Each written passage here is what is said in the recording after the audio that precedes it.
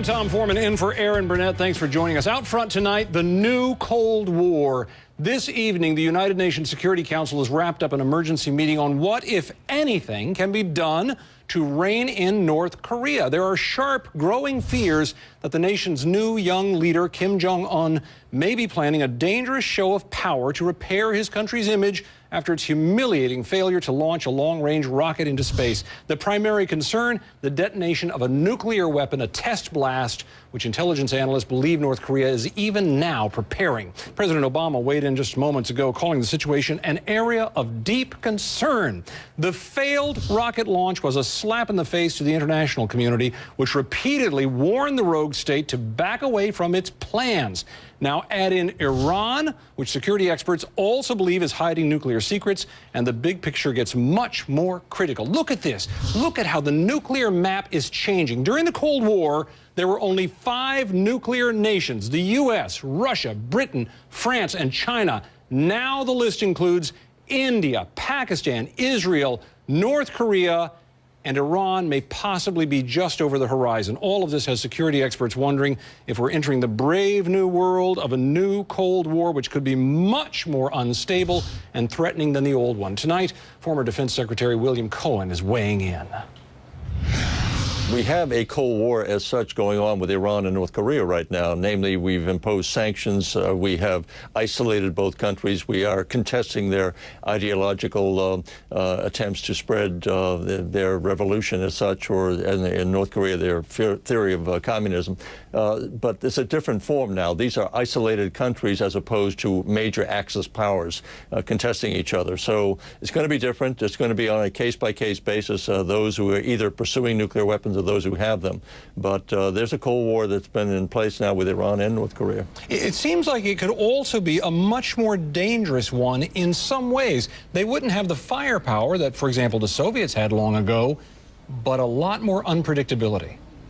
That is true. That raises the issue of North Korea in particular, because you have a young leader now, 28, 29 years old, very little world experience, and under the pressure now from his military, having been sufficiently embarrassed by this most recent failure, he may feel compelled to take more action, nuclear tests being one of them, or some other provocation, in order to demonstrate they're still here, they're still powerful, at least from a military point of view, and the rest of the world has to contend with that. What can we do? It seems like we've tried sanctions against Iran, we've tried sanctions against North Korea, we've put on pressure, and time and again it seems as if they thumb their nose at the world and say, we're going forward.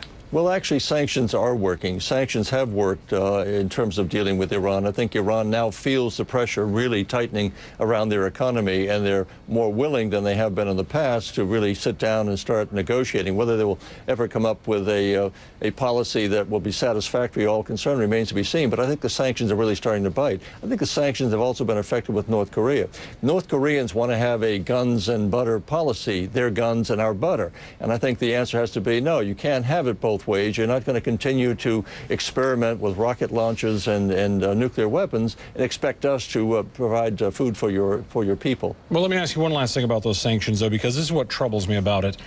Even if they're having an effect, you're right, though. The march has continued.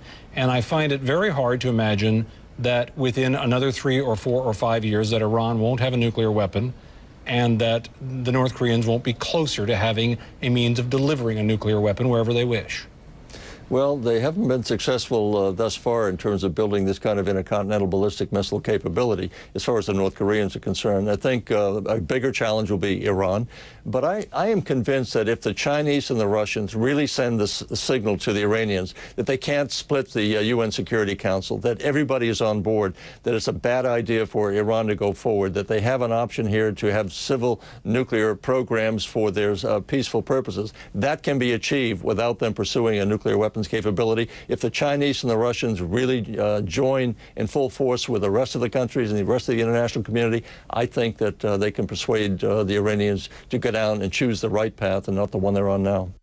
And that is a big if in there. Multi-nation negotiations will start again tomorrow with Iran over its nuclear program, which Iran has always insisted was only meant to produce electrical power. I'm joined now by Jamie Rubin, the former Assistant Secretary of State for Public Affairs. First of all, let me ask you a question. Do you buy that assertion that sanctions are working?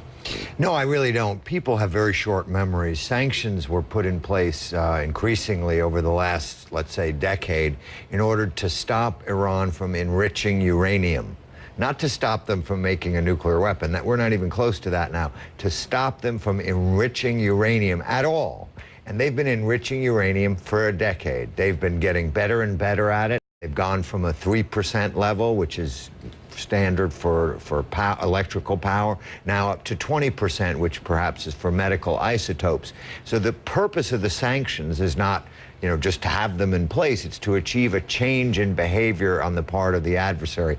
The adversary's behavior has not changed for a decade or longer. They have continued to enrich uranium. They have not responded to the requests and the demands of the international community. It always seems like the same pattern over and over again. We say we want inspectors to come in, we want you to shut down, and they say, yeah, we're sorry, come on in, and then they get pushed back out. And they go back to the same thing they're doing, and they gain a little ground, a little ground, a little ground. Well, it's a little, I think, yes and no. And the no part is that Iran still has inspectors in place. They've always had inspectors in place. The inspectors are there to make sure that the enriched uranium is not diverted for some illegal purpose. But the point I'm making is that the sanctions were designed to get them to not have any enrichment of uranium whatsoever. When they were first put in place under Clinton and then Bush, and now under Obama, and they keep getting tougher sanctions, but the Iranians keep continuing to do exactly what they would do with or without the sanctions. I don't believe this regime that has gone through all that it's gone through for its nuclear program, that has gone through a war with Iraq, is going to change its decision-making. Do you think it's a done deal that they will wind up with a nuclear weapon? No, but I think it's a done deal that they are going to have a substantial nuclear enrichment program. And all the sanctions we put in place, all the efforts we make to try to dissuade them from that haven't worked, and there's no evidence they will work. Do you have any faith, that big if that the Secretary raised there, the idea that we get Russia and China and everybody on the same page, does that work? Well, that would be helpful. Certainly, it's better to have. Is it likely? I think in the case of Iran, we had some Russian and Chinese support for this last round of sanctions, not this one. Right now, we are stiffening them by putting on an oil embargo, and the Russians aren't buying that. And so this embargo is not a UN activity. But I think the key for an agreement, and that's what they're going to be talking about tomorrow, is the really hard part, is that if we want an agreement with Iran, if we want them to do something different, that is to stop enriching completely at the 20% level, for example.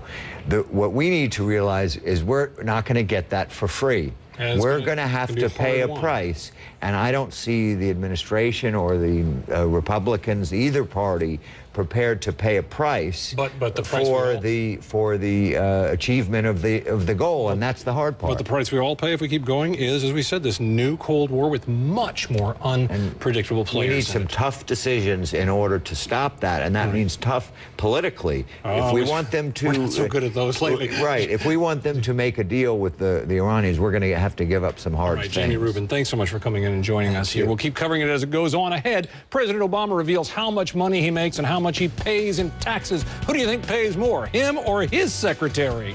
New developments in a strange murder mystery that's captivated